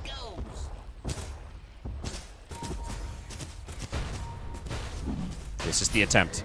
4 versus 5. It feels like a Hail Mary already at this point, but let's see what they can do with it. Puck buys back. TP's to the outpost. The Fear is on to 3. It got Jing low, but they need to focus on the cores. They need to get Armel, who's been waiting, hiding in the trees. The coil is onto Yoe. At the same time, the puck's thrown into the air with the Yules, and Armel's right on top of him. And the stun lock. That's a dieback. Fearless is out. And there's the lasso. Masaros and MQ will find the supports. Now they need to clean up the cores. That's a lot of damage that still needs to be dealt. Yuel is down to half HP, and same as Armel. But they BKB themselves up. TNT trying to harass them from the side. Another stun to connect onto the Dawnbreaker. EMQ trying to get to Yoe. Open wounds and to dispel. Masaros waiting at the back. No shapeshift at the moment. Steeler looking for another round to go in, hoping that that would be enough with the Willow stun, but it's so hard to get in there. And there's Armel trying to hunt down TNT. Even with the supports just rapidly dying in that fight, these 3 cores are so hard to deal with. I feel like we are starting to see a lack of damage here coming out from Team Essence. Especially without the BKB from Masaros. A lot of time he faces in, but he was not able to do damage because everyone is zoning him out. He spent a lot of time just phase shifting and then just running away from everybody. Also Puck, we don't see a lot of damage coming out from Puck. He's 6 on the net worth, so... And late game Puck should be scary. Yes. Indeed. But this is probably a void the hero falls into where the Puck just doesn't do enough. Will be stronger later on. They're still deciding to smoke into this, hoping for an isolation. They see Yoe, they see Jing. There's the instant shapeshift. Charging to the back line, hoping to find somebody there. They got the lasso on Armel, but there's no damage follow-up on it. As AMQ is focusing on AU, he needs to get the supports out of the way first. They're going to be losing 1 each side for now. 4 versus 4 fight. Jewel going to be focusing onto the Lifestealer with the Sinister Gaze coming out from AU. Armel gets the Echo Slam, and again the lockdown is going to be enough. They're going to be able to take down AMQ. Masaro shapeshifts away from the fight, and another lost battle for Team Essence. Might even be more heroes falling. They do get AU with TNT, but I think Armel knows exactly where he is. Don't run to Masaro, please. Masaro is hiding. Stay in the trees. Stay in the trees. Not scouted. Yes. Okay. Should be able to get the TP out. He retrieved the gem as well, so that's okay. But yeah, I feel like Team SS, they have just been running into wall all the time. Like the way they start their initiation, the target selection has always been not the Dawnbreaker. And whoever get lasso was never dead during the lasso. Because of the Dawnbreaker heal from Solar Guardian. So I do feel like they want to reconsider their choice of initiation right now. Because it has been the same story for the past 3 times of the initiation. Also, you kind of don't really want to fight into Team Kukuys when they are 5 together. You want to split them up. You want your Lycan to be able to flank the enemy and your Puck to be able to do the same thing. But so far they have been taking mostly 5 on 5 straight up. And when it's that obvious, you know, it's very easy for them to find the answers on Puck when it is that obvious.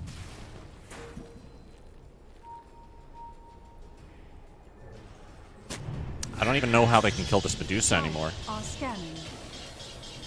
The butterfly with the Scotty. And then the MKB, like, just getting close to this Medusa is going to hurt a lot. Yeah, I think you really want to find some way to isolate the heroes on their side. Fearless, well on 2. And there's Armel with the instant response. Doesn't get the Enchant Totem to connect. Ghouls up in the air. Is it enough? Fearless, they tried to read where he goes. The hook shot misses as well. Oh, that was so close. Masaros and AMQ are going to be charging onto Jing. The Jing's just going to force that himself to the other side of the cliff. Jewel going to be focused on this time around. Yoe also unleashing hell with that Medusa. They're all stacked up right now, but the Echo Stem's going to be used on the backline as well onto the Bat Rider, and they're both dropping pretty low, but it's not looking good for Essence. They need a little bit more to kill these heroes, but it's not working, is it? Bash. They get Armel! So that's something, but AMQ, he gets the infest in the last moment. Yoe, however, takes down Boom Booey, and Masaros is dying to AU. AU will die, and that's down to 2. And now they've got just the Medusa and the Clockwork to worry about. Hook shot in, and there's the Lifestealer down as well. Jing! Yoe is able to stand his ground with the help of his Clockwork. And in the nick of time, before it all goes to hell, they win another very crucial moment. And do they win the entire fight with Fearless? And TNT has just disconnected. They have to call. It looks like they're calling GG. Okay, they have to go. They're done. They have another game starting in a moment. So I guess they wanted to take one more battle and hope it's going to be enough. But it looks like the time is up. We do not get to 40 minutes. Unfortunately, it does explain why Team Essence are running non-stop into enemy, trying to break them because they are on the time limit. We literally